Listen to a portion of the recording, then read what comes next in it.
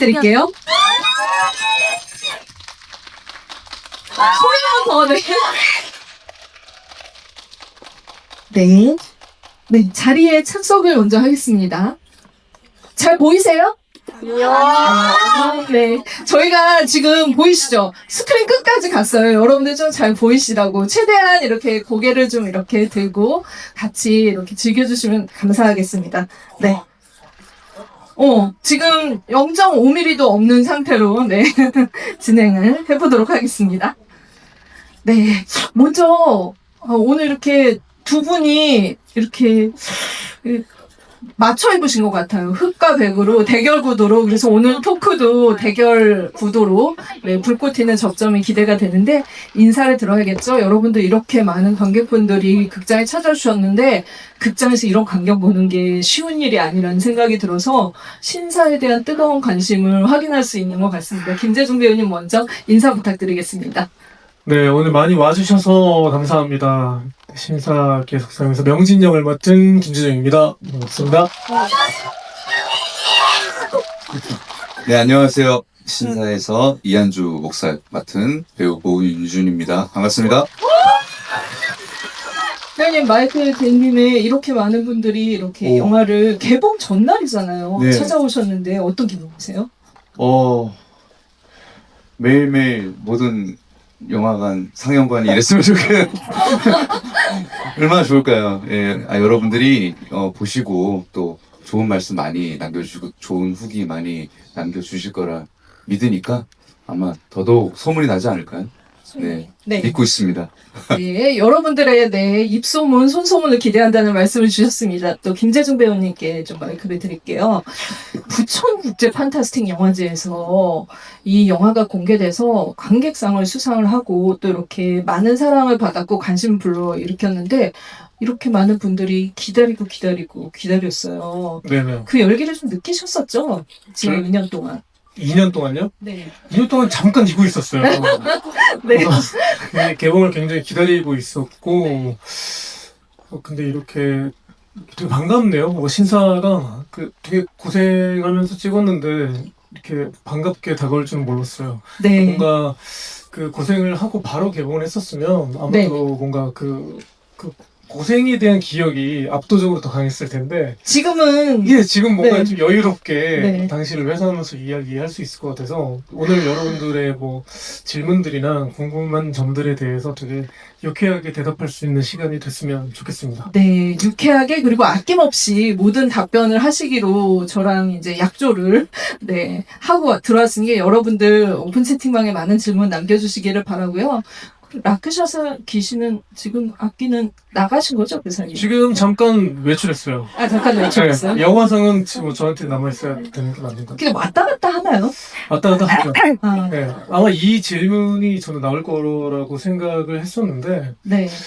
여러분들이 아는 그 힌두교에서 유래된 그 악귀, 네. 라크샤사는 명진이가 어렸을 때, 그러니까 뭐 대학생 시절 네. 때도 이미 몇 번이나 오고 간 적이 있는 상황입니다. 아, 그러니까 좀 네. 약간 뭐 그냥 오면 왔구나 그 정도로 크게 개의치 않고 받아들일 수 있는 여유가 있는 거군요, 명진이한테는. 아니 그건 재중이가 생각했을 때 여유가 있는 거고 네. 명진이는 여유가 없죠. 명진이 힘들군요. 네. 명진이도 힘듭니다. 네. 네. 알겠습니다.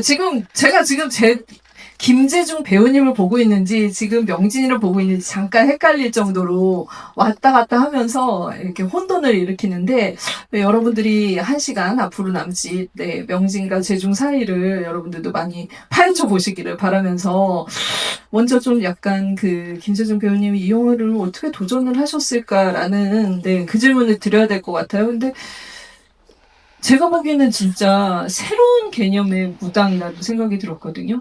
말로만 들었을 때는 개념이 잡히지 않았었는데, 그 굉장히 이게 신사가 원래는 이제 폐신사 그 의미잖아요. 근데 무당의 어떤 그 젠틀한 이미지의 신사 같기도 하다라는 생각이 들 정도로 수트를 쫙 빼입고 그렇게 새로운 어떤 이미지로 변신을 하셨어요. 그래서 이건 분명히 시나리오에만 있는 건 아니었겠다.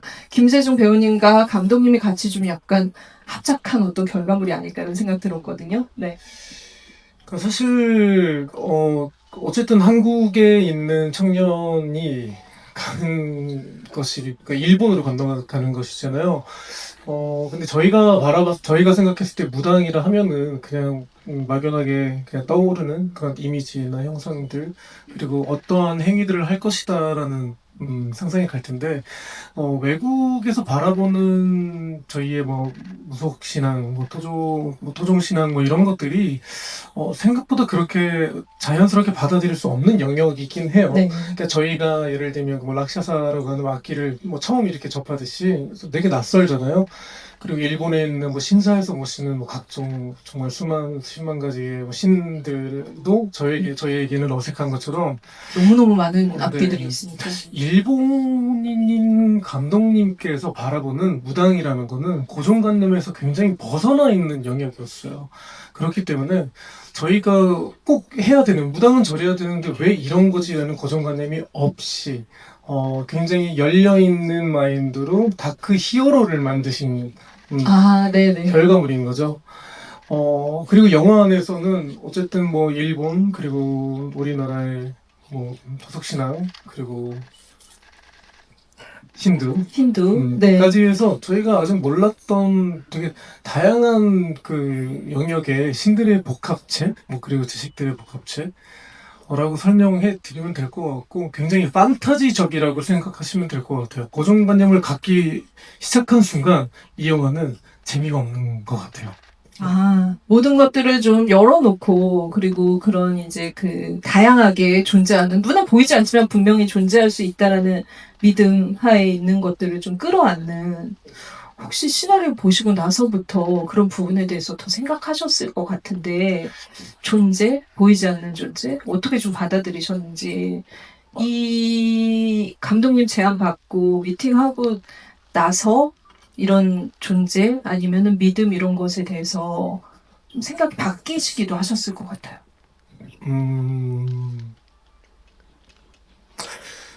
모르겠어요. 저 자체는 그렇게 뭐 신에 대한 영역이나 혹은 뭐 이렇게 종교적인 뭐 개념이나 이런 것들이 뭐 그렇게 크게 바뀐 점은 없어요. 사실은 없는데 지금 그러니까 명진을 연기하면서 사실 대본상에서는 단 한 번도 눈물을 흘려라라는 질문이 없었어요. 사실. 아, 네. 네네.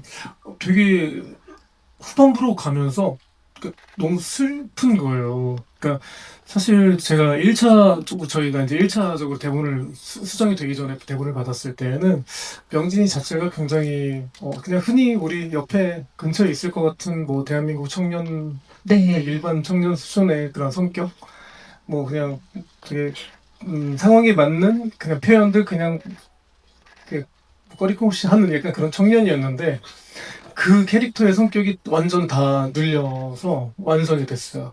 그래서 명진이가 어떤 성격으로 어떤 표현을 하느냐에 따라서 영화의 톤앤 매너나 흐름 자체가 전체적으로 바뀔 거라는 감독님의 판단하에 굉장히 다크하고 그리고 굉장히 좀 뭔가 이렇게 외롭고 고독한 캐릭터로 좀 이렇게 표현이 됐고 근데 그 뒤에 제가 이제 명진이가 막 이렇게 뭔가를 이렇게 울고짖고 이제 표현하는 부분들이 네. 있는데, 저도 이제 영화를 찍다가 감독님께서도 저희가 이제 영화를 거의 순서대로 찍었거든요. 근데 중간까지도 명진이의 진짜 그 지독한 과거의 이야기나 가정사 같은 이야기를 네. 설명을 안 해주셨어요. 아, 물론 영화에 네네. 나오진 않아요. 근데 그런 부분을 알고 영화에 시작하면 제가 그 표현들을 해버릴까봐 감독님도 좀 걱정이 되셨던 건데, 나중에 그걸 알고 내가 그런 나쁜 뭔가 악의 마음을 나쁜 마음을 갖는 순간 할머니한테 물려받은 네. 신기가 있고 그리고 악한 마음을 가지고 있는 이 숙주야말로 락샤사가 이용하기 너무나 쉬운 숙주인 거예요. 근데 그거를 알고 있는 명진이는 그 존재를 받아들이는 순간 너무 슬프더라고요. 네. 그래서 그 운명, 거대한 이분과 이제 운명. 터널에서 싸우는 장면에서 그때 그냥 너무 그 명진을 생각하니까 불쌍해서 네. 막 눈물이 이렇게 하염없이 흘렀는데 네, 그 명진이는 저는 명진을 연기하면서 어쨌든 악이 있다면 이럴 때 진짜 받아들일 수밖에 없겠구나. 그리고 신을 찾는다면 또 그런 순간에 신을 찾을 수밖에 없겠구나. 네. 약간 이런 생각을 했습니다. 그 거대한 운명을 짊어진, 어떻게 보면은 감독님이 알려주지 않은 심연까지 거기서 길어 올려진 다크 히어로의 면모를 가진 그런 새로운 어떤 동아시아의 그 무속인이 태어났다라는 생각이 들었고, 그래서 저는 진짜 아마 명진이가 있었으면 제가 이제 고민이 있다면은 한번 가보지 않았을까라는 생각이 들 정도로 굉장히 리얼한 생각이 드는 캐릭터이기도 했습니다. 한 가지 더 여쭤보면, 사실 굉장히 공포 영화는 못 보신다, 무서워서. 근데 관객분들에게는 이 무서움을 지금 보여주신 거잖아요. 사실 그 저희 영화가 단순하게 그냥 뭐 공포물이다라고 하기에는 좀 뭐라고 할까요? 그러니까 물론 좀 약간 기괴하거나 혹은 이제 좀 잔혹한 그런 씬들이 좀 이제 자주 출몰하긴 하는데 저희는 그러니까 무작정 사람을 놀래키려고 만든 영화는 아니에요. 네. 굉장히 많은 생각을 하게 하고 그리고 숨어있는 뭔가 퀴즈 같은 그 장치 같은 것들이 많이 숨겨져 있어서 모든 그 등장인물들이 다들 그런 못된 생각을 한 번씩 해요. 마음을 먹어요. 근데 그럴 때마다 그 악귀가 숙주 삼아서 들어갔다 나갔다 네. 하거든요. 네. 근데 왜 저희 인물들은 무엇 때문에 그런 선의 입장의 신이 아닌 악의 입장에 서 있는 신에게 영혼을 팔 수밖에 없었을까? 그 능력을 왜 활용할 수밖에 없었을까에 대한 캐릭터들의 그런 마음을 조금 이해하려고 조금만 열린 시점으로 바라보시면 영화를 좀 더 폭넓게 재밌게 관람할 수 있지 않을까. 네. 공포 영화를 못 보시는, 무서워서 못 보시는 김재중 배우님이 사실 이 답변 안에 오늘 이 자리에 계시지 않은 구마키리 가즈요시 감독님이 이 영화를 만들면서 여러분들에게 전달하고 싶은 메시지까지 말씀을 해주신 것 같습니다. 아마 감독님의 역할도 오늘 이렇게 영화 이야기를 통해서 해야 되는 중책을 가지고 있지 않으신가 이런 생각이 드는데요. 그 고현준 배우님께서는 사실 어서와 영화는 처음이지. 정말 뮤지컬계에서 무대를 장악했던 그런 어떤 품을 가진 배우였는데, 스크린 제안을 받고 이렇게 또 김재중 배우님이랑 같이 터널 안에서, 아까 터널 얘기를 하셨지만 진짜 그 하이라이트 장면까지 찍으면서 진짜 복잡다단한, 어떻게 보면은 처음 보는 무당이지만 처음 보는 목사님 연기를 하셨어요. 또 어떻게 좀 이 영화를 받아들이시고 그동안 또 어떤 악몽을 꾸진 않으셨는지 말씀 좀 들어보겠습니다. 네. 어쨌든 저는 출연을 이렇게 말씀을 들었을 때 너무 기대가 컸고, 그리고 그 대신 이제 정말 저한테는 이제 무대 이외에 이제 그 카메라 앞에서 연기하는 게 굉장히 어떨까 궁금했는데 사실상 되게 낯설더라고요. 낯선데 원래 그렇잖아요. 이렇게 그런 뭔가 모습들이 낯선 건 금방 그 극복이 돼요. 뭐 하루 이틀 극복이 되는데 이제 그 방식에서 오는 차이들. 근데 오히려 저는 곰곰이 생각해 보니까 되게 늘 긍정론자거든요. 네. 틀리면 다시 하면 되네? 약간, 네. 근데 사실 저는 주로 뮤지컬 무대를 많이 하니까 기회가 없거든요. 틀리면 사고예요. 그래서 그런 어떤 무대에서는 어쨌든 뭐 실수들이 나오긴 하지만 잘 없고, 실수가 나오고 뭔가 틀리면은 그거는 뭐 틀린 게 아니라 그냥 사고로 연결되는 건데, 생각을 해보니까 물론 죄송한 부분이 있지만 내가 뭔가 마음에 안 들거나 뭔가 실수를 했을 때 죄송합니다 다시 한 번이 되더라고요. 그런 마음을 갖고 좀 접근을 하니까 되게 참 오히려 집중이 더 잘 됐던 것 같아요. 많이 죄송합니다를 하셨어요. 많이 안 죄송했던 것 같은데. 그냥 뭐 한 번 더 가겠습니다. 한 번 더. 근데 그게 멋있었어요. 되게 그냥 주변에 안 미안해하는 게. 저 이게 오해가 생길 것 같아가지고. 왜냐면 안 미안해해야 돼요. 왜냐면 미안해하는 순간 너무나 집중을 하고 있다가 잠깐 나오는 미스 때문에 미안하게 생기면 흐름이 끊기잖아. 그치. 그래서 너무 그 집중도에 반했어요 저는. 아니, 안 미안하진 않지. 안 미안하진 않은데. 죄송한데, 그래도 저는 이제 한 번의 기회가 더 생긴다. 계속 네. 이렇게 생각. 그리고 계속 이제 저희가 찍었던 거 모니터하고, 네. 또 감독님한테는 이거 한 번만 더 네. 해볼 수 있겠냐. 그러면 감독님 또 어떤 특정한 장면들을 또 그렇게, 그래, 한번 해보자. 그런 어떤 소통이 되는 어떤 현장이라는 거에 인지된 순간 굉장히 오히려 능동적으로 편하게 모든 장면에 임하게 되더라고요. 명진이 다크 히어로의 탄생이라면 사실 한주 같은 경우에는 계속 이제 우리 똑같은 놈이야라고 하고 있긴 하지만 믿음을 잃어버린 상태에서 오히려 이상한 믿음에 빠져버린 굉장히 문제적인 인물이라는 생각이 들었거든요. 이 영화의 어떻게 보면 최대 빌런일 수도 있는데 그 스크린 도전으로는 절체절명의 어떤 역할을 받으신 것 같기도 해서 굉장히 또 이렇게 그 도전하시면서 즐겁기도 하셨을 것 같은데 어떤 또 재미가 있으셨는지 즐거움이 있으셨는지.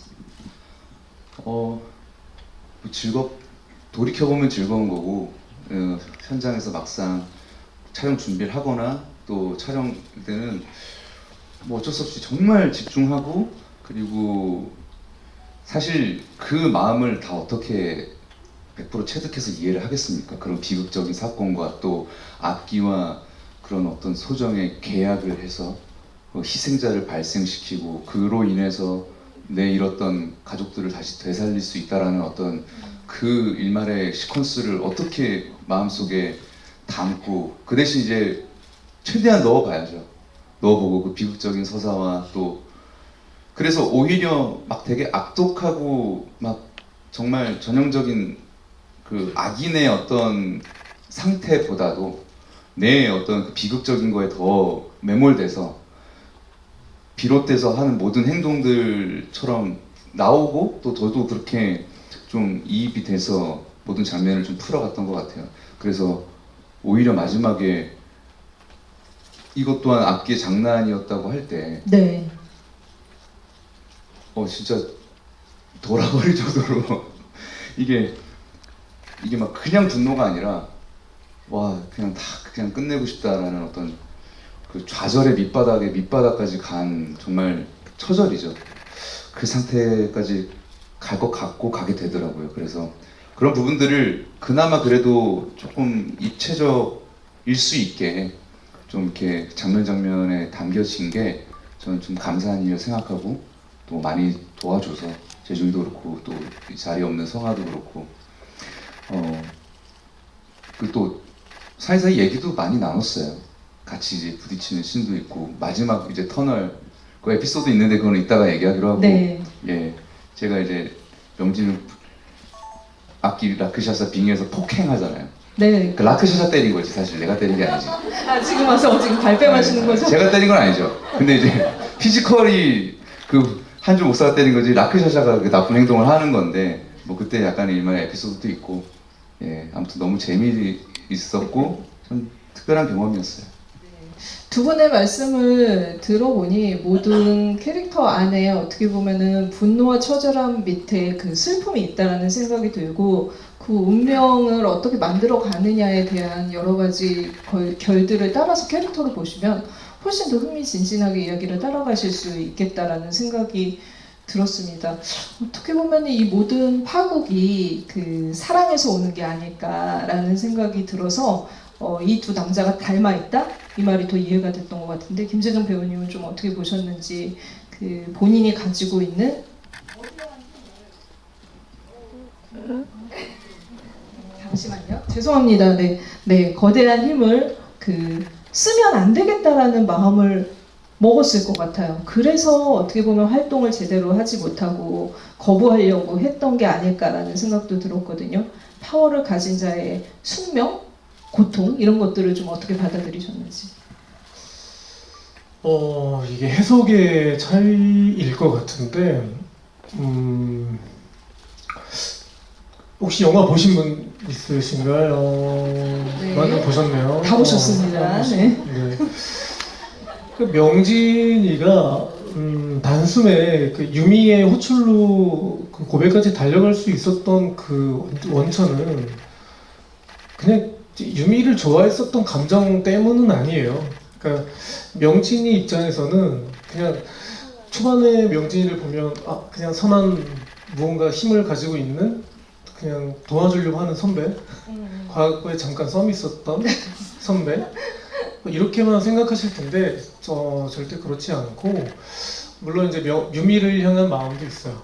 유미를 향한 마음도 있는데, 명진이한테는 명진이가 늘 고독하고 답답하고, 그리고 과거에 친구였던 건영이 본인 때문에 죽임을 당했던 건영이를 포함한 되게 많은 그 가슴의 응어리를 갖고 있는 캐릭터예요.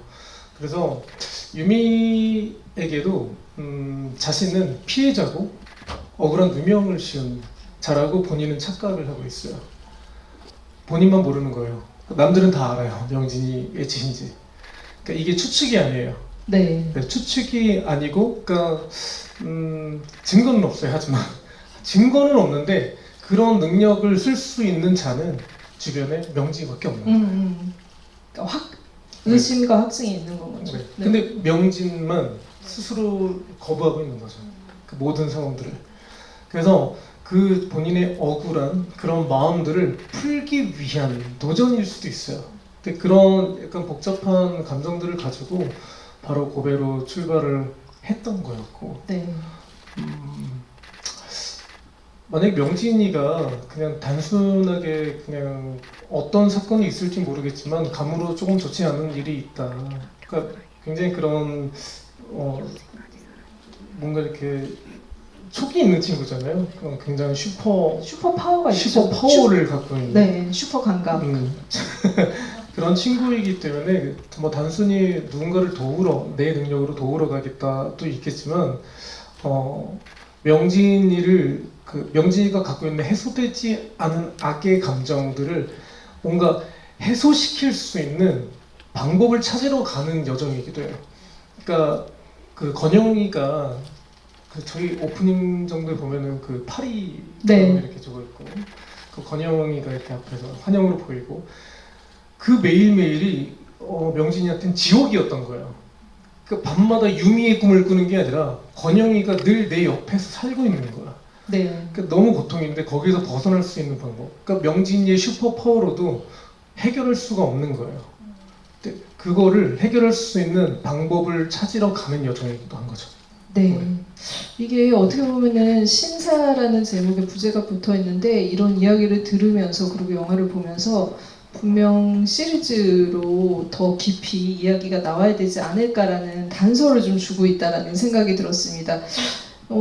캐릭터 얘기를 좀 해봤는데, 영화 현장에서 또 어떤 좀 이야기들이 있었는지 배우님들과 같이 얘기를 나눠보도록 하겠습니다. 먼저 이 영화가 그 일본의 고베, 여러분들도 이제 관광으로 많이 가시는 지역이기도 한데, 저는 이곳에 이런 그 무시무시한 그런 공간이 있었는지 상상도 못했어요. 그런데 그 공간들을 정말 리얼하게 재현을 해서 그 공포를 우리가 느낄 수 있게 해줬다는 생각이 듭니다. 그래서 스텝 리스트만 보더라도 거의 일본 분들이 많으셔서 촬영 현장이 굉장히 글로벌하게 진행이 됐을 것 같은데, 감독님 말씀을 들어보니까 또 김세준 배우님이 통역을 많이 해줬다 이런 얘기 들었거든요. 배우님도 좀 약간 그 현장을 같이 어떻게 좀 체험을 하셨는지, 재중 배우님의 통역이 진짜 많은 도움을 주셨는지도 궁금합니다. 당연히 재중이는 거의 원어민 수준의 일본어 구사하니까. 그래서 사실은 뭐 통역 도움도 많이 받았지만 감독님이랑 재중이랑 지금 무슨 얘기를 하고 있는 건지 그래서 진짜 통역하시는 친구분이 계셨어요. 그래서 둘이 얘기하면 지금 무슨 얘기하는 거예요? 그래서 그분이 네. 이렇게 알려주고, 그리고 또 뭐 물어봐줘 하면 물어봐주고, 그래서 아마 재중이는 굉장히 편했을 거고 뭐 저희 그래도 통역도 따로 해주시는 분이 굉장히 실시간으로 너무 큰 역할을 해주셔가지고 그 부분에 대해서 힘든 건 없는데 근데 사람이라는 게 그렇잖아요. 바로 이거 이렇게 자기 다이렉트로 얘기하고 싶은데 그게 안 되니까 그래서 약간 인내를 조금 요구하는 그 차분하게 생각을 정리하고 이럴 것 같습니다라고 해서 한번 이 컨버팅이 되잖아요. 그래서 오히려 그런 부분에 있어서 좀 차분했던 것 같고 이거 안 돼요 막 이렇게가 안 되니까 그래서 그런 부분은 어렵지 않았는데 아무래도 영화에 보시면은 이제 진짜 산속 동굴 네. 저희 그리고 그 마지막 장면의 그 동굴은 좁고 그 위치 자체가 한 800m 정도 네. 들어간 위치였어요. 거기가 그림이 좋다고 하셔가지고 그래서 차가 돌릴 데가 없어서 이렇게 자그만한 뭐라고 하지? 무슨 뭐 작은 소형차가 네. 쭉 들어왔다 나갈 때는 거꾸로 나가야 돼요. 이렇게. 후진으로만. 후진으로만. 네. 예, 그렇게 왔다 갔다 하는 굉장히 그래서 한 번 나가려면 마음 먹고 나가야 되는 네.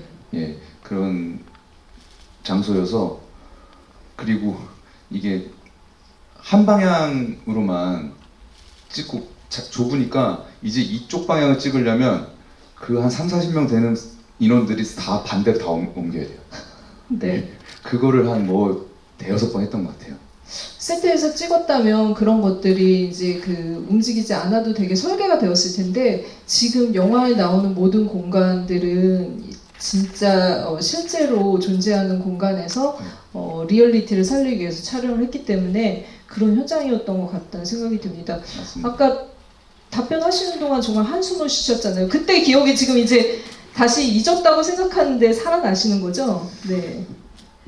약간 지옥 같은 환경을 일부러 만들어 주신 것 같아요. 일부러. 그러니까 저희가 세트가 없다는 게 참 다행인 건가? 그러니까 일단 분위기가 그러니까 저희가 되게 집중할 수 있게 잘 이렇게 만들어 주신 것 같고 정말 뭐 이런 데가 왜 있지 싶을 정도로 그러니까 고베가 워낙 사실 진짜 옛날에 뭐 무역으로 정말 부흥했었던 도시였기도 했고 아름다운 도시. 네.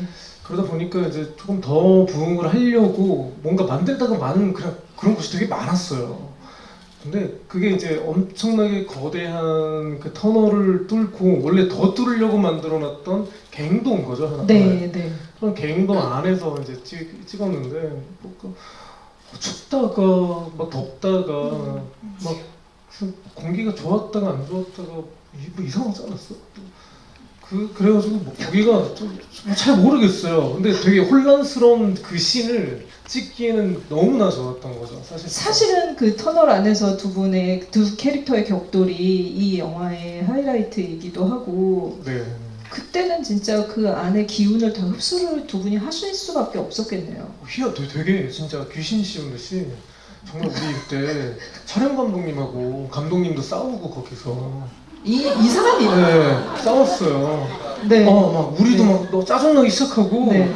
이게 막 갱도 터널 막 이런 데니까 발자국 소리가 한 번 탁 나면 탁탁탁탁탁 누가 떠들기만 해도 안 되고 네. 그러니까 물론 이제 핸드폰 이런 건 터지지도 않지만 뭐 작은 소리라도 울리면은 뭐 난리가 나는 현장이 있어요. 막 날이 서 있는 현장인데 막 이제 또 촬영 감독님은 한국 감독님이었어요. 네. 그러다 보니까 이제 서로 막 너무 중요한 씬이기도 한데 이제 다투기 시작한 거야. 근데 이제 이게 지금 현장에서도 이제 저희는 그냥 뭐 이제 한국 감독이랑 일본 감독이랑 싸운다 뭐 이게 한일전 같은 느낌이 아니라 이게 너무 저는 멋있다고 생각했어요. 왜냐면 그 한 씬을 가지고 저렇게 싸우면서 왜냐면 그냥 알아서 찍어요. 네. 이러면 네. 쉽게 평화롭게 끝날 건데 그러면 그 씬이 절대 평화롭지 않아요. 결과적으로는. 그래서 그 좋은 씬을 만들기 위해서 막 이렇게 다투시는 모습을 보잖아요. 근데 주변에서 뭐 다른 배우분들은 눈치를 봐.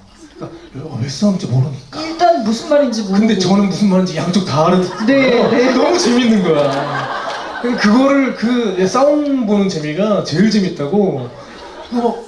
한편으로는 되게 멋있으면서 막 재밌으면서 막 한국 스태프들은 막 저렇게 찍는 거 아닌데 막 이러면서 네. 감독님 흉볼 때 감독님은 이제 이렇게 찍어야 되는데 이러면서 서로 좀 다 들리잖아요. 그렇게 나가면서 결국에는 의견이 조율이 되고 그 조율된 이제 의견 가지고 하나의 씬이 완성됐다. 저는 그 과정을 다 봤기 때문에 네. 얼마나 재밌었겠어요. 유일하게 그 모든 과정을 이해한. 유익했죠. 네, 네. 그런 글로벌한 싸움을 내 눈앞에서 진짜 보고 그 의견을 반영해서 저는 연기를 한 거니까.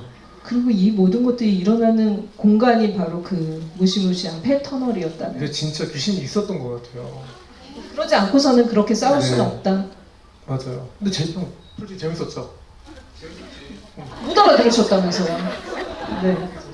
아니 못 알아들어도 분위기라는 건 알죠. 그래서 아 적당히 지금 저런 상황이구나. 그리고 뭐 우리 촬영 감독님이 하시는 말씀 당연히 알고. 근데 난 그게 너무 웃겼어. 그 어쨌든 한국말로 투덜대시잖아요. 그는 100% 저 이 말을 절대로 못 알아들을 거야 하고 혼자 투덜거리시고, 그리고 감독님 쪽에서도 그런 게 있거든요. 그 비슷한 걸까? 이건 절대 못 알아듣겠지 하고 일본말로 추임새를 넣으시는데 그런 거였지 않았을까. 근데 뭐 나중에 그 마지막 씬 그쪽의 터널에서는 저희도 이게 그때 거의 그 안에서 한 12시간 넘게, 그지? 그게 거의 마지막 이제 갇혀 있었네요, 거의. 네, 그래서 저희도 이제 체력적으로도 그렇고 또 약간 시간이 딜레이 되면서 너무 거의 나를 꼬박서서 하니까, 그리고 동트기 전에 끝내야 되고 뭐 이렇게 밖에 비가 오지, 너무 추웠고. 그래서 뭐 단편적인 건데 제가 이제 라크샤샤가 제 몸에 들어와서 이게 뺨을 한 대 치고 한 대 또 친단 말이에요. 근데 그거를 이제 계속 연습을 하고 맞췄어요. 실제로 안 때리죠. 근데 이제 카메라 각도에 따라서 카메라가 이렇게 찍고 있으면 이렇게 찍는 게 다 되는데 옆에서 찍으니까 이렇게 하면은 소위 말해 발해난다 그래요. 그래서 공간이 보이는 거예요. 네. 근데 그거를 계속 시도하는데 한 3-4번 계속 그러니까 저희도 이제 좀 좋은 방법을 찾아주든지 왜 계속 이 앵글은 고집하면서 왜 이거 안 바꾸려고 하는지 그래서 막 점점 미안하고 그리고 그러다가 이제 근데 이제 저희 둘이서 얘기하다가 거의 이제 막바지 이제 막 여기까지 왔어. 재중이가 형 그냥 쳐. 들어왔네. 그러면 저도 이제 그 입장에서 아니야 좋은 방법이 있겠지가 아니라 그래 그냥 치자. 그래서 가시죠 하겠습니다. 그래서 첫 방에 진짜 쳤어. 진짜. 근데 어쩔 수 없어요. 왜 빨리 끝내고 넘어가야 되니까 뒤에 지금 찍을 게 산더미인데. 그래서 미안하지만 내가 아마 이쪽 뺨으로 기억해. 왼손으로 일단 한 대는, 왜냐면 2대를 치는데 한 대는 치는 걸 언제 칠 타이밍을 알아야지 얘도 고개를 돌리니까 그걸 진짜 때리고 그 다음에는 이제 가짜로 때렸던. 그래서 영화상에서 처음 뺨 맞는 장면은 진짜 때린 겁니다. 그럴 수밖에 없었어요. 미안해. 뭐 그때도 미안했는데. 아니 근데 재중이가 흔쾌히 형 그냥 쳐. 이게 난 너무 멋있었어. 그쵸. 그게 어떻게 보면은 모두의 평화를 위해서.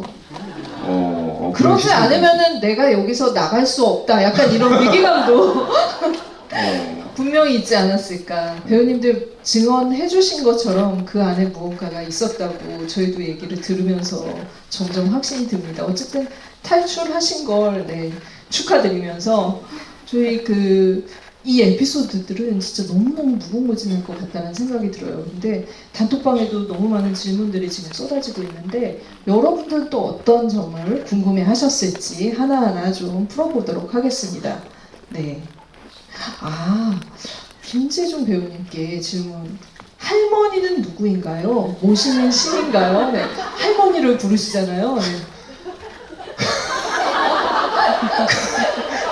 근데 이게 되게 근본적으로 너무 좋은 질문인 것 같아요. 이게 왜 궁금할 수밖에 없는. 단도직입적이면서도 정말 중요한 질문이죠. 네, 정말 이게 근데 저희 영화에서 그 한국 무당의 유일한 고증을 잘했던 부분. 그러니까, 신사에 가면 일본 신사에는 되게 다양한 신들을 모신다고 했잖아요. 저희 토속 신앙에서도 그 무당분들이 모시는 분들이 굉장히 많아요. 뭐 장군도 모시고. 뭐 동자님도 모시고 선녀님도 모시고 막 되게 많은 분들을 모시는데 저는 할머니의 그 능력과 영을 물려받았기 때문에 할머니를 찾는 거고, 그러니까 실제로 무당분들이 할아버지나 할머니를 찾으세요. 실제로. 네. 저는 할머니를 찾는 거고 실제로 명진이 할머니입니다. 실제 명진이 할머니고 할머님도 무당이셨어요. 네. 할머니의 피를 가문의 슈퍼를 어떤 물려받은. 네, 피를 네. 물려받은 네. 할머니의 존재가 밝혀졌습니다. 네, 빨리 넘어가시죠. 네. 두 분이 촬영하시면서 아까 이제 힘든 장면 말씀해 주셨는데 가장 무서웠던 장면이 어떤 거냐, 네, 이런 질문이 들어왔는데 혹시 기억나는 무서웠던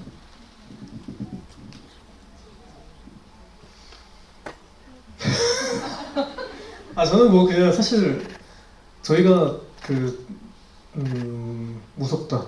무서운 건 사실 잔인한 것들인 거죠. 네. 뭐 그냥 단순하게 무섭다는 그런 부분인 것 같고, 저는 그 공성화 배우랑 그 고현준 배우가 제일 무서웠어요.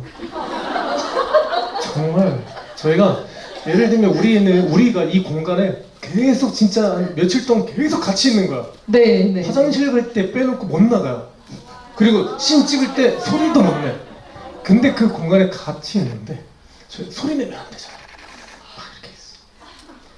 우리 감독님과 맞추고 있고 막 앵글 막 맞추고 있고 연기 연습 막 하고 있는데 이분은 밖에서 가만있어. 이거를 그 공간에서 이걸 계속 하고 있는 거야. 이걸 조금이라도 자연스럽게 진짜 미친 사람처럼 보이려고. 그러니까 이게 이 사람 캐릭터가 그러니까 뭐 그래요. 왜 목사가 신부 옷 입고 나오고 막 이러잖아. 그러니까 그런 미친 사람인 거야. 미쳤죠. 미친 거죠. 네. 그러니까 그런 캐릭터로 표현된 거예요. 그러니까 정상적인 종교 신앙심을 갖고 있지 않은 캐릭터로 표현되고 있는 사람인데 진짜 클라이막스에 정말 절정으로 미친 모습을 보여줘야 되는 거거든요. 네. 그거를 근데 어색하게 하면 안 되잖아요. 그쵸. 평소에 계속 해왔던 의식이다라는 거 보여주려고 옆에서 이거를 진짜 천번을 하고 앉아있으니까 그냥 무섭더라고. 그 공간에서. 주문에 걸리는 듯한, 그죠? 그 옆에 있으면. 그때는 진짜 외웠었어요. 저도 아, 걔가 너무 많이 들어가지고. 어떻게 하셨다고요? 네. 투혼이 불러온 그 주문 여기서 한번. 그 라카샤사 파라마스카 아직도 잊혀지지도 않는데 파라마스카 네. 스와티 그거를 근데 이제 그 말은 이제 그 감독님이 애초에 대본에 써 주셨고 그리고 녹음까지 해 주셔가지고 제가 익혔는데 막상 현장에서는 이제 절을 하는데 절의 방식에 대해서는 한번 어떻게 할지 고민을 해봐달라는 거예요. 네네. 네. 그래서 이거 절에 그래도 모양새가 있을 텐데 그래서 그 모양새 연구하는데 하루 썼고 계속 이렇게 절해보고 감독님 어떠세요? 뭐 이렇게 했다가 이렇게 했다가 이렇게 했다가 뭐 다 해봤어요. 그래서 이건 너무 이상한 거야. 이렇게 내려가는 거는 일단은 약간 용납이 안 돼. 그래서 이걸로 내려가야겠다. 이걸로 내려가야겠다. 그게 맞는 것 같다. 감독님도. 그리고 뭐 했다가 다시 뭐 이걸 드네 마네 뭐 해가지고 계속 그냥 심플하게 그걸로 정리가 됐고 그거를 그래도 꽤 했던 사람으로서 재중이 말대로 자연스럽게 해야 되니까 계속 그 각도에 대해서 신경을 많이 썼던 것 같아요. 아무튼 그랬고 그 같은 공간에서 뭐 재중이도 그런 부분에 대해서 얘기하지만 이제 저쪽 그 장면 기억나세요? 이제 제가 막 의식을 치르고 있는데 저쪽에서 이제 재중이가 와요. 그래서 부채를 탁 피면서 앉잖아요. 멋진 장면이죠. 네. 그거 바람 불면서 근데 저쪽에서 먼발치에서 이제 그것만 찍고 있으니까 저랑 성아랑 이제 그걸 본단 말이에요. 네. 어떻게 하려나? 이러고. 근데 딱 와가지고 부채를 탁 피면서 가부좌를 한 방에 돌면서 딱 앉는 순간 저랑 성아랑 역시 동방신. 역시. 다르다. 이야 여기서 제가 이거에 대해서 좀 말씀드리고 싶은 게 있어요. 진짜 들어봐요. 정말 저도 굉장히 많은 그 고민을 했었어요. 여러분들 그 방울 부채 뭐 이런 거 들고 있으면은 당연히 우리가 생각하는 건 뭐야? 보통 뭐 우리가 떠오르는 거 그냥 막 이렇게 뛰어야 되잖아. 저 호숫가에서 뭐 그 갑신년 언제 태어난 뭐 걔가 뭐 어디 있을까 막 할 때 저도 이거를 어디 있을까 이게 아니었어요. 저도 여기서 막 이렇게 띄워야 되는데 그 옷 입고 그렇게 한다고요? 매칭이 안 되는 거예요.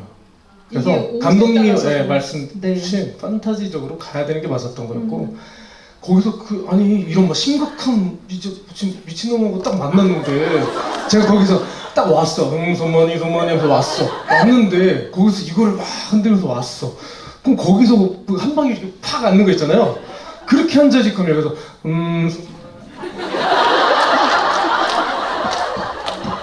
손만이 바닥 좀 털고 뭐 이렇게 할 수는 없잖아.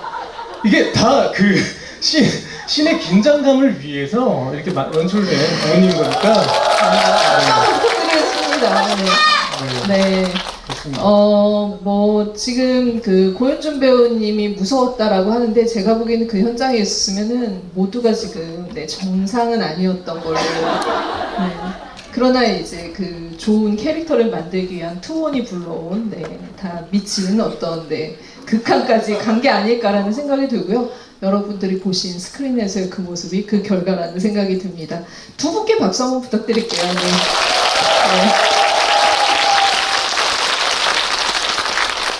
네.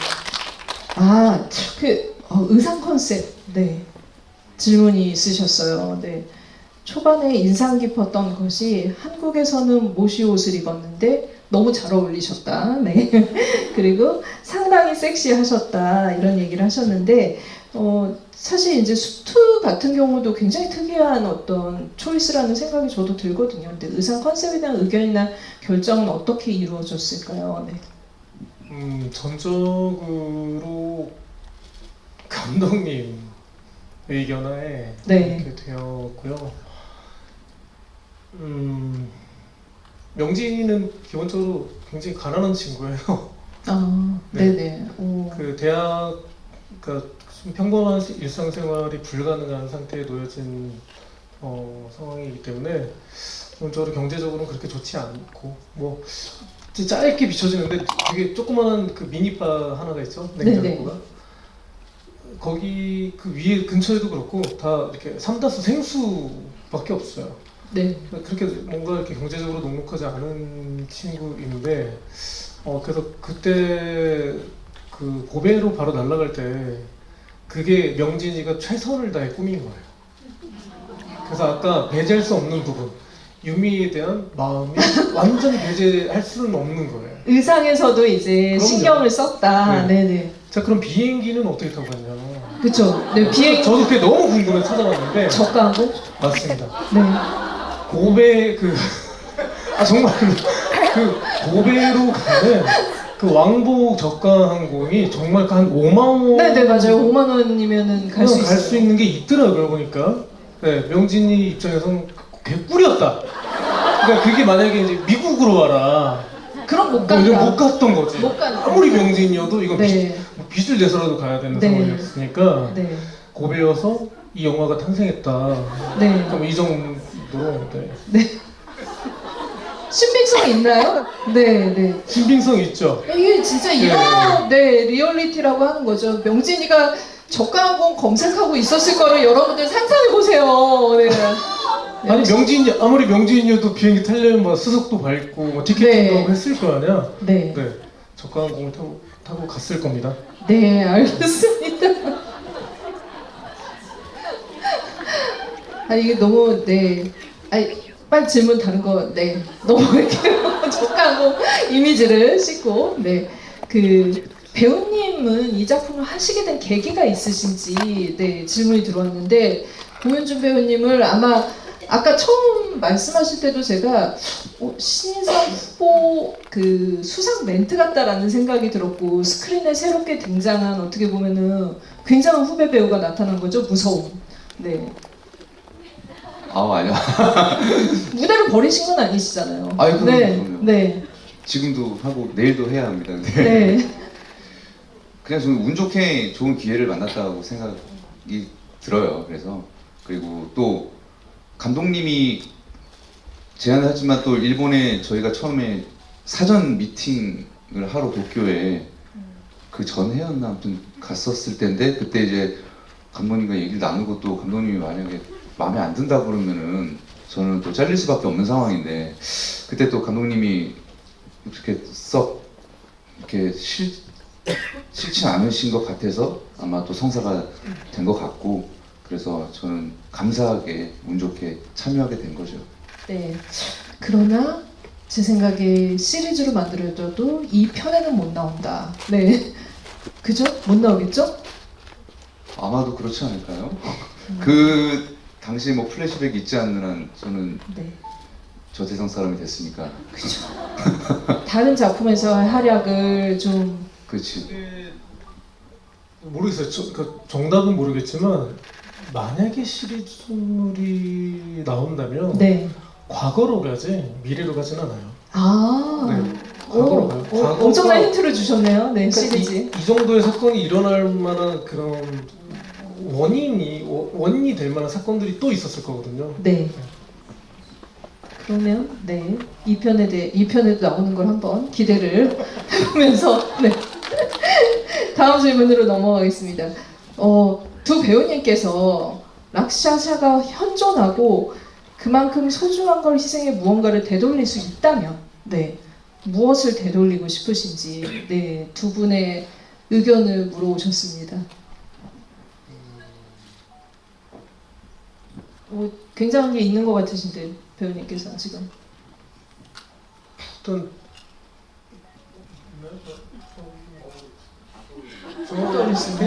그냥 딱 말씀드리면 저 없어요. 저는 네. 그 정도로 영혼을 팔 정도. 저도 없어요 그 정도. 네. 그런 그 팔고 싶지 않아요. 네. 혹시 있으세요? 저요? 악마의 영혼을 팔겠다. 왜 저한테 지금 이러시는 거예요? 저희는 없거든요. 네. 전 그렇지만 근데 이 영화 안에서 왜 이렇게 이 둘이 저주와 어떤 그릇된 믿음을 갖게 됐을까 생각한다면 역시 소중한 존재에 대한 그런 것들은 저버릴 수 없을 것 같다는 생각이 들어요. 네. 그러니까 이게 물론 이제 소중한 아내를 이제 되살리기 위한 그쵸. 뭔가 네. 큰 실수였던 거잖아요. 근데 네. 사랑을 우리 사회에서도 흔히 있는 일인 것 같아요. 그러니까 사랑을 뭔가 지켜야 되는 범위 안에서 네. 선에서 사랑하면 굉장히 따뜻하고 되게 정의로운 사랑이 될 수 있지만 그 선을 자칫 정의 한 장 차이로 넘어버리면 고통이 되는. 그렇죠. 네, 네. 누군가에게 뭔가 고통을 줄 만한 사랑은 그런 사랑으로 볼 수는 없을 것 같긴 해요. 아, 네. 이게 어떻게 보면 굉장히 너무 좋은 답변일 수 있다라는 생각이 들어서 약간 이거는 김세종 배우님의 철학 같기도 하다 그런 생각이 드네요. 네. 그러면은 일단 영혼을 팔지는 않겠다라는 거를 두 배우님께 확인을 하고 이 레퍼런스로 삼은 작품이 어떤 거냐 이런 질문들이 많으신데 일단 명진은 어디에도 없는 슈퍼맨 캐릭터 어떻게 보면 다 그 히어로잖아요. 혹시 참고한 그런 그 작품이나 캐릭터가 있는지. 네. 명진이 캐릭터는 참고할 레퍼런스가 없어요. 사실 아예 존재하지도 않고요. 네. 그러니까 멀쩡하지 않으니까. 네. 근데 이제 유일하게 정말 유일하게 그냥 조금 잠깐 참고할 만한 거는 진짜 콘스탄틴의 일부 네. 시인들이었는데 네. 명진도 그 방울을 들고 이렇게 콘스탄틴도 보시면 그냥 이렇게 십자가 안에 딱 내밀고 이렇게 하면은 뭔가 이렇게 네. 뭔가 능력이 생기잖아요. 비슷한 거라고 생각하는 거죠. 근데 우리나라에서 누가 이 방울을 아는 앞에 딱 그렇게. 들고 딱 하면 네. 뭐 귀신이 막 물러가고 이러진 않잖아요, 사실. 뭐 어떤 부분은 그래도 뭐 어떤 뭐 쌀을 뿌리는 분들도 있고 소금을 뿌리는 분들도 네. 있고 뭐 마늘을 싫어하는 것도 있고 뭐 다양한데 그 한국에서 흔히 하는 행위가 아닌 다른 활용법을 저는 찾을 수밖에 없었던 거였죠. 네. 새로운 네. 네. 개념의 어떤 동작이나 이런 것들, 네. 방울의 활용 이런 것들을 찾으셨을 거라는 생각이 들고 그런 결과들이 나온 것 같다는 생각이 듭니다. 똑같이 하나요? 근데? 똑같이 이게 네. 감독님께서는 한 주가 목사님이긴 해야겠고, 근데 그 사제복을 꼭 입었어야만 했고, 그러니까 우리가 또 그 강동원 배우를 또 빼놓을 수 없잖아요. 맞아요. 근데 이제 흔히 말해 사제는 결혼을 하지 않잖아요. 그렇죠. 근데 이 상황에서는 가정이 꼭 있어야 돼. 가정을 이루면서 되니까. 근데 또 자세히 찾아보니까 목사님인데 그런 옷을 착장하는 어떤 그 뭐랄까 종파라고 하겠 무슨 어떤 교단이 있대요. 그래서 네. 그렇게 하는 걸로 하자.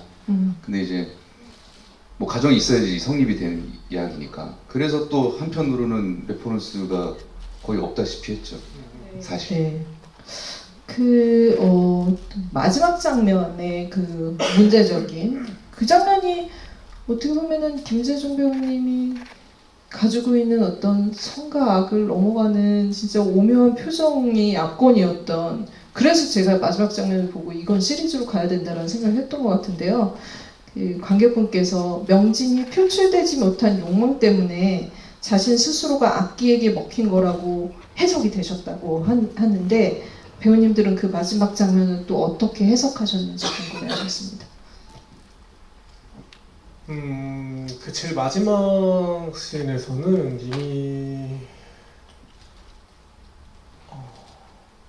이미 먹혀 있는 상태죠. 네. 제가 이미 들어와 눈이 있는, 지금 눈빛이 바뀌었죠? 네, 들어와 있는 상태고, 근데 이제 관객분들한테 보여드리고 싶었던 거는 아직 뭐 고베에서 한 끼도 못 먹었으니까 실제로 허기진 배를 그냥 채우다가 그러네요. 네. 아무도 못 실제로 먹었네요. 그런 거예요. 네. 이제 악기 입장에서는 그 배고파 있는 굶어 있는 숙주의 배를 채우는 게 일단 관건이었다. 네. 그런 설명을 듣고 시작했어요. 그 씬은. 근데 일단 관객분들한테 보여지는 거는 일단 배고픔을 채우고 허기짐을 채우고 그 다음에 그 짧은 그 씬 안에 마지막에 나는 락시아사다. 그리고 마지막에 먹자 이렇게 끝나잖아요. 난 아직 배고픈 거야. 다른 숙주가 필요한 거예요. 명진이가 완벽한 또 숙주는 아닌 거야. 또 누군가를 노린다. 너희들도 악한 마음을 가져. 내가 먹어줄게. 이런 메시지로 끝나는 건데 그 씬이 너무 저한테는 짧은 거예요. 네.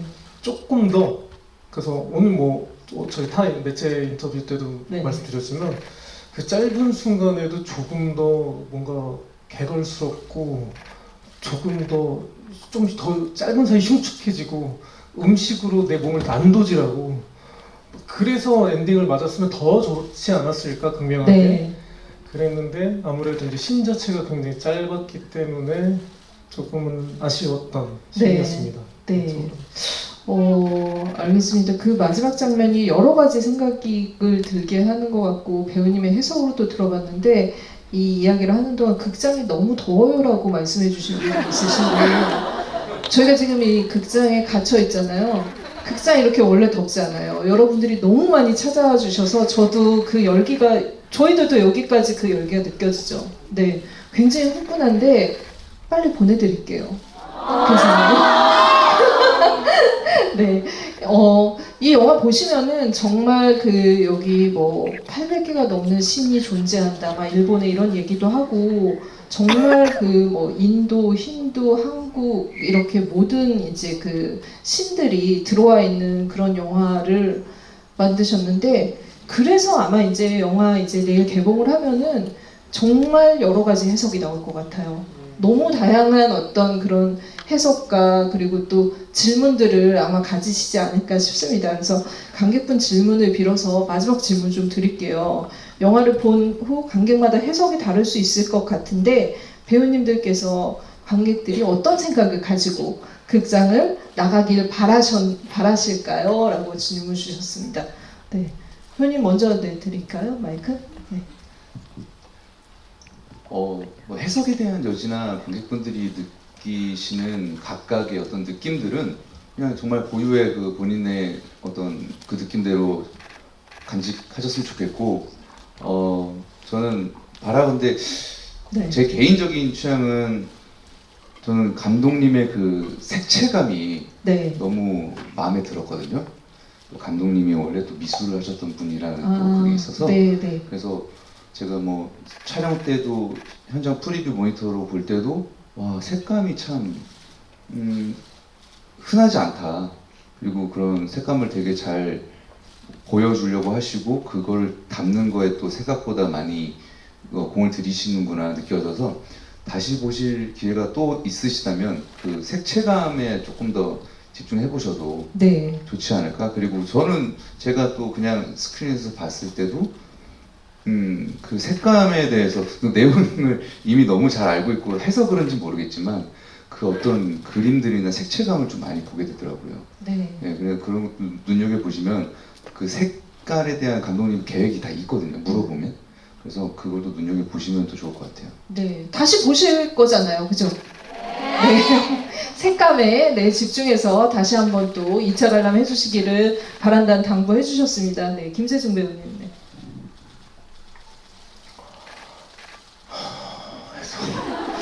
저는 해석이 끝났거든요. 저만의 해석은 네. 이미 끝났고 여러분들이 어떤 또 해석을 해주실지 궁금하고 그러니까 오히려 여러분들의 뭐 가지각색의 해석도 너무나 중요하고 바라는 바이고요. 근데 이제 오늘 뭐 좀 간단하지만 저의 나름의 해석을 좀 들어보시고 또 다시 한번 관람을 하실 때 그 한 장면 한 장면이 저래서 저렇게 연출이 됐구나, 연기를 했구나. 그냥 그런 부분들을 좀 바라봐 주시면 조금 더 영화가 재밌어지지 않을까 네, 싶고요. 감독님의 의도, 뭔가 좀 약간 간혹 그런 것도 봤어요. 좀 답답했다. 뭔가 이렇게 마지막에 응 하고 끝나는 거. 저는 그게 너무 좋거든요. 네, 상상력을 일으킬 수 있는 뭔가 그게 감독님의 의도라면 굉장히 성공한 영화가 아닐까 생각이 들고 저도 사실 영화를 보고 나서 좀 수많은 생각을 한 것이 이거는 아까 말씀드렸다시피 단순히 사람을 놀래키는 공포 영화가 아니라 네. 정말 선함과 악함이 계속 공존해요. 여러분들도 사실 지금 그러신 존재들이잖아요. 저도 그렇고. 네. 근데 정말 많은 생각을 하게 되는 영화예요. 그래서 착하게 살자. 정말 착하게 살고 욕심을 가지되 과욕을 버리자. 등등 네. 여러 가지. 여러 생각을 하게 돼요. 내가 이 선을 그의 넘으면 마음가짐. 악귀한테 잡아먹히는 것이 아닌가 등등 많은 그런 감정들이나 자신을 돌아보는 시간도 가질 수 있는 영화라고 생각합니다. 와, 네. 박수 한번 좀 부탁드리겠습니다. 네. 어쨌든 두 번째 내일 개봉하고 보시면은 펜터널에서 때리는 그 장면 보시면은 두 분 말씀이 새록새록 기억이 날 것 같아서 이번에 좀 더 그 가벼운 마음으로 또 한 차례 감상을 하실 수 있지 않을까라는 생각이 듭니다. 짧게 한마디씩만 인사 빨리 부탁드릴게요. 네. 네, 이렇게 가득 극장을 메워주셔서 감사드리고요.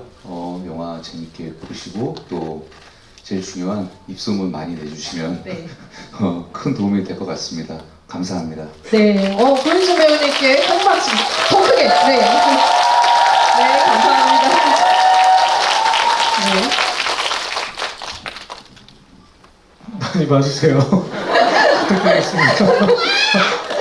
네, 뭔가 이렇게 기분 좀 저에게는 봄바람처럼 찾아온 소식이어가지고 네.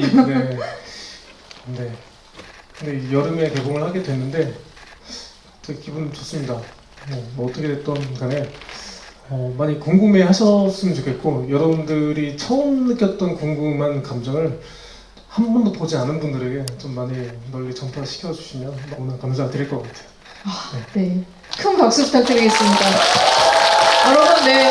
그 살복지에 이은 새로운 공포 영화 여러분들이 오늘 개봉 전에 보셨기 때문에 많은 손소문이 필요합니다. 네, 많은 부탁을 드리겠고요. 재밌게 보셨다면 꼭 많은 리뷰 남겨주시기를 바라겠습니다. 그리고 저희 오늘 이렇게 많이 같이 모인 기념해서 배우분들이랑 사진 찍을까 하는데 괜찮으세요? 네. 그럼 사진 한 장 찍도록 하겠습니다. 네, 감사합니다. 끝나고 돌아가실 때 맥코스에서 사인 포스터 받아가세요. 티켓 가지고.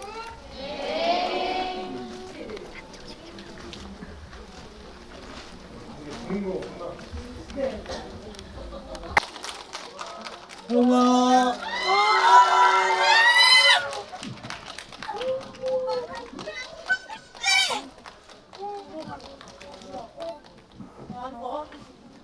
안녕.